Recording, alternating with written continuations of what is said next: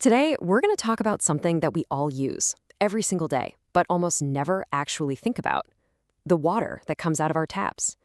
This is an explainer about a really fascinating project called Waterworks Excellence, and it's all about shining a light on one of our most critical and yet most invisible public services. So let me just ask you straight up, how good is the water from your tap? I mean, really, if we're being honest with ourselves, most of us have no idea. We just turn the handle and we trust that what comes out is clean, it's safe, it's a luxury we get to take completely for granted. But it wasn't always like this. Go back a century, and new water systems were these huge monuments to civic progress. I mean, they were celebrated with actual parades down Main Street. Fast forward to today, they're totally out of sight and, frankly, out of mind, buried deep under our streets. And that right there, that leads us to a really dangerous paradox. Our water utilities have done their jobs so well for so long that their very success has made them invisible. And that invisibility, well, it creates some pretty serious problems. The guy who created this project, Manny Teodoro, he calls them the everyday miracles of the modern world. And, calling them miracles isn't an exaggeration at all.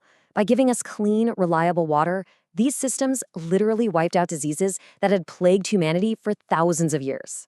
They are lifesavers, full stop.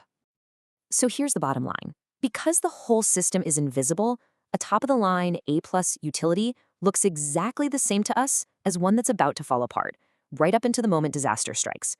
For a politician, there's no ribbon cutting for investing in excellence, but there is a massive public backlash over raising rates. And what's the result? A dangerous, chronic cycle of underinvestment. And look, it's not like nobody's tried to fix this before, but past attempts, like those federally mandated consumer confidence reports, were often so full of technical jargon that they just confused everybody. In some cases, they actually made people less confident in their water, not exactly the intended result. So, how do you solve a problem that's buried so deep you can't even see it? Well, you have to find a way to make it simple, make it clear, and make it visible. And that is where this project's really elegant solution comes into play. The core idea is just brilliantly simple. Give every single water utility a report card, just like you got in school. You and I might not have a clue what less than 0.015 milligrams per liter of lead means, but we all, absolutely all of us, know what an A+ means. In this approach, it just works. It's completely intuitive. It lets us finally see who's truly excellent, not just who's barely scraping by and meeting the legal minimums. And maybe most importantly, it clearly flags the specific subjects where a utility really needs to hit the books and get better. Okay, so you're probably wondering, how on earth do you grade a water utility? It sounds kind of complicated, right? Well, let's take a quick peek behind the curtain at the really rigorous process they developed to come up with these scores. Yeah, this was not thrown together overnight. The whole system development started way back in 2021. Then, in 2023, they got expert review and private feedback from utilities. The first grades were calculated in 2024, all before a public launch. It was a really careful, really collaborative effort. So performance is broken down into 5 key subjects. First up, and most important, is health. Is the water safe?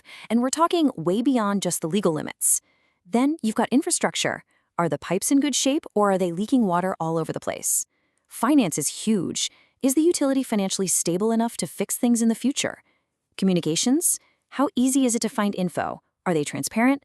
And finally, aesthetics. What's it actually like to drink the water? Does it taste and smell good? All right, so we've seen the how. Now let's get to the what.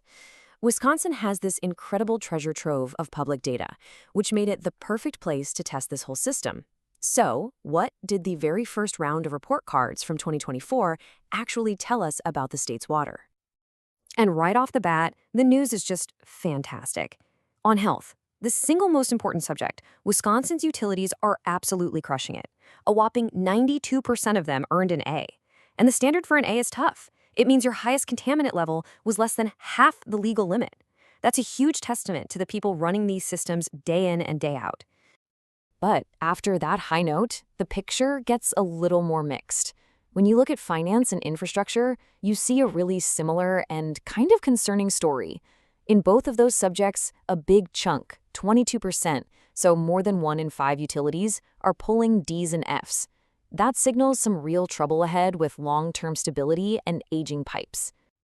And that brings us to the single biggest area for improvement across the entire state. A single number, 48%.